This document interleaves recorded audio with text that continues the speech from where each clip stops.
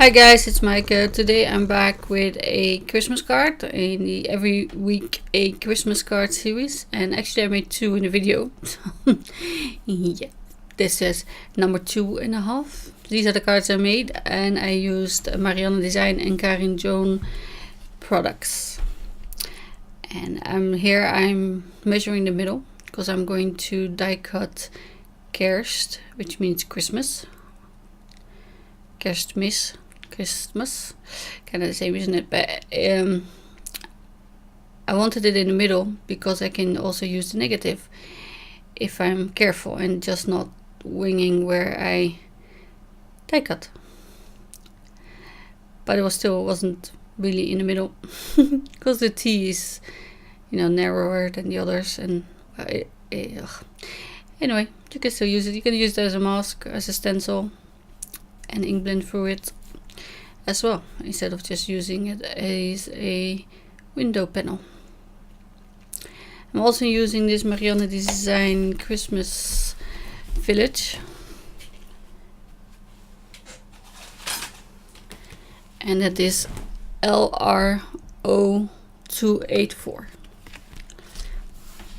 And there's another one in the series that is Trees, which is LR0283. I have that one as well. I didn't use it, but you could make green Christmas trees if you wanted to. Now for my partial foiling, you can use a variety of things, of course.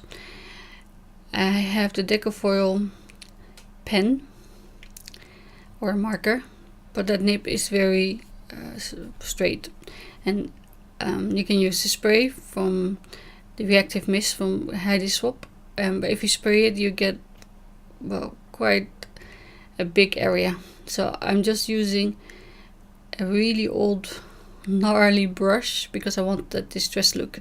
I like its dry brush look, where you get all the streaks and stuff. So I'm just putting it on the lower half of my letters and on the houses in my village. Then I let it dry all night, and that's important. I even let it dry for a week or two before, and that would still work, but at least all night. It needs to be really, really dry, otherwise it will seep out. And this is where I keep all my foiling. I'm using Decofoil Pewter, which is, I think, my favorite. And you can use gold or silver, anything Christmassy. And see, I cut it too small there. Yeah, make sure your piece is big enough. And then I'm putting it through my laminator, which I had heating up on the side. If you wanted to, you could do all your letters a different color, like red and green and gold and silver, and make it a bit rainbowy. And yeah, it was a scrap of paper, so don't mind the blue bar at the back, but see how it foiled beautifully. And I'm using the other bit of the foil again, just to minimize waste. And while it goes through, I clean up my desk, so don't mind that. And actually, a piece of brush pewter that I cut off, I have left over, so I'll put it back in my folder. See, and I like it that it has these little kind of hairs or strands that make it look distressed. And for the background, I'm using Oxide Blueprint Sketch, and I'm measuring my letters. They are about 4 centimeters. I am fumbling a little bit with this strip that I wanted to make. I didn't get it straight for some reason, and I tried to cut it out to make the video a bit shorter, but my software won't let me. And I can tell it's a millimeter off. Now it's a millimeter off the other way. And at the end I used my T-square ruler. It wasn't straight still. So I think my panel was all crooked, so I got a new panel and started again.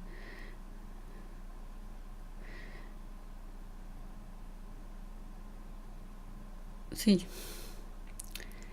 and then instead of measuring it, I just winged it. Is that a good word? And I meant this to be a blue strip where I will put the letters, but instead I used it for my village because I liked it more.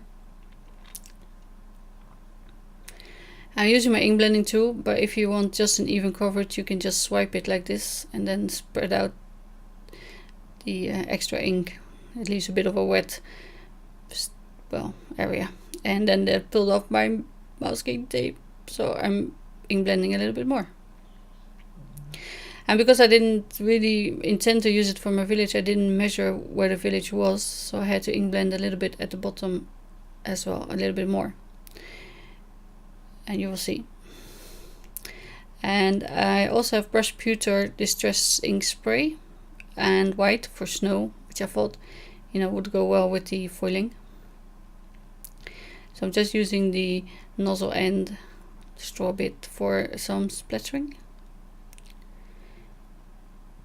And I'm heat setting it a little bit. And because I moved these masking post-it tape thingies, I got a bit of a smudge. So don't look at that.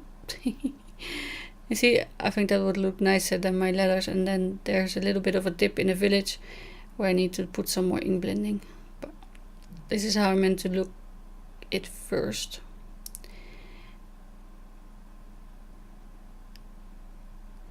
But yeah, I changed my mind. You're allowed to. See, dip.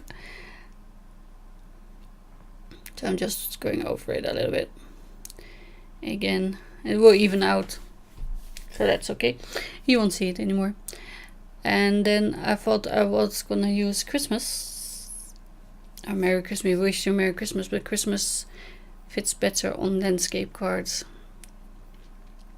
So I'm only using the Let It Snow, Let It Snow, Let It Snow because of the splatters that I put in. I thought that would go well. And it's wider than the card. So I'm moving the card to, I think 1 or 2 inches. Or centimeters, sorry. My rulers are in centimeters. And these stamps from Karin Joan, Marianne Design, is, let me see. KJ1719, and there are acrylic clear ones, so if you stamp it, don't use any pressure at all. Just kind of let the lid push the ink onto the paper. That's for the best impressions. And here you can see again, I used scrap bit of panel. I'm just mounting it with foam here and there. It's 300 grams, 140 pounds card, so it's quite sturdy. But just to be sure, I'll put some more on.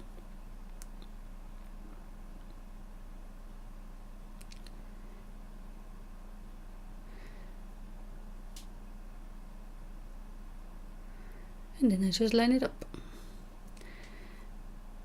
So for the other one, as I say, you can use this as a mask for ink blending or to put the letters back, but they weren't in the right place. So here I didn't realize that I did kerst in Dutch, and then I wanted to use Merry Christmas. We wish you a Merry Kerst. That's just weird, right?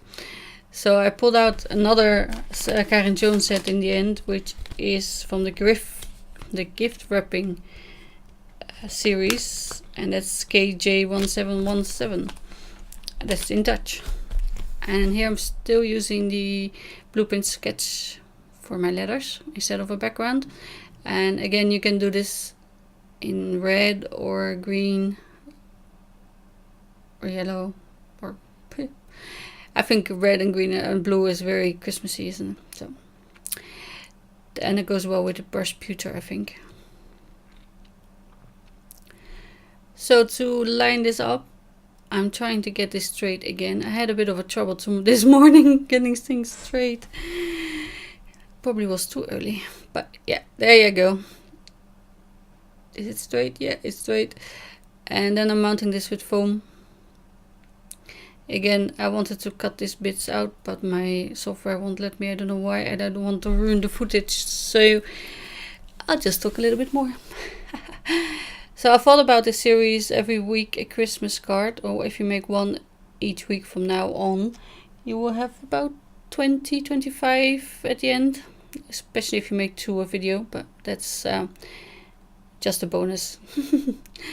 And I will do that hopefully every Thursday, but at least once a week. So just to get prepared and not stress out at the end of the year when you have to make 500 or something. I don't make that many, but my Christmas cards, by the way, are done. So written, addressed, enveloped, everything. So I'll be really bored in November. Well, new stuff will come out and then I will get inspired to make some more, I'm quite sure. So after the foam tape, I'm just putting the letters in, and I'm using the post-it tape just as a kind of a guide, a ruler that doesn't move. So which is important, I guess. And then I'm eyeballing the placement. And then if I get that off, it looks Christmas. So for the extra sentiment that I'm stamping, it says prettige, which means merry or happy or fine Christmas. And I couldn't stamp it before. And yes, I'm showing you other options as well, just adding some leaf or die cuts. But I like clean and simple, as you know. And I want kerst to be the main attraction. So you could do kerstcadeautje or kerstwensen. I used prettige kerst. It's just a little nod. And it's now Dutch on Dutch. So it makes more sense. Yeah, I don't know why that happened. And just again, let the pressure of the lid or your block do the work. Don't press too hard, because they're really soft acrylic stamps. So thank you for watching, I would say, and I hope you like these ideas, and I hope you will give it a go. And I will see you again soon. Bye.